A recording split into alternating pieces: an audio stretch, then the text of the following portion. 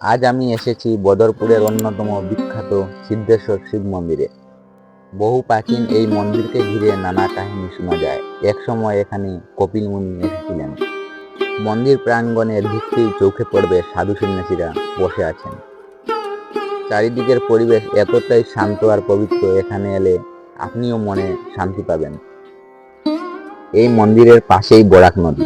বারুণীতে এখানে পূর্ণ স্নান হয় এবং পিণ্ডদান আর হস্তি বিসর্জন করা হয়। এখানে চৈত্র মাসের মধুকৃষ্ণা ত্রয়োদশীতে এখানে বারুণী মেলা হয়। এই মেলার সময় অনেক দূর দূরান্ত থেকে লোকেরা আসেন। শুধু বারুণী নয়, মহাশিবরাত্রি, শ্রাবণের সোমবার ও অন্যান্য বিশেষ পূজা পার্বণে এখানে অগণিত ভক্ত সমবেত হয়। কিন্তু মধুকৃষ্ণ ত্রয়োদশী ও বারুণীর সময় এখানে ভিড় সবচেয়ে বেশি হয়।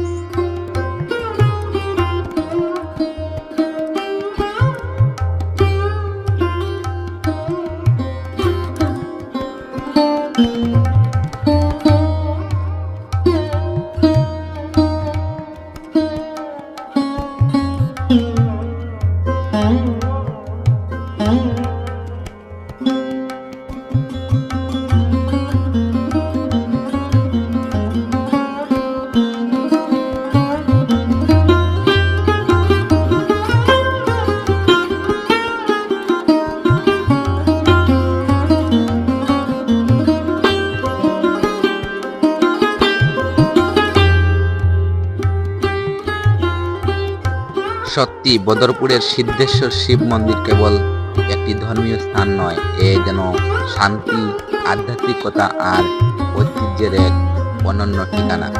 আপনারা যদি বদরপুরে আসেন তবে অবশ্যই একবার এই প্রাচীন মন্দিরে ঘুরে যান। বিশ্বাস রাখুন, এখানে এসে আপনার মন ভরে যাবে শান্তিতে আর ভক্তিতে। আজকের ভিডিওটা তোমাদের কাছে কেমন লাগলো অবশ্যই কমেন্ট করে জানাবে।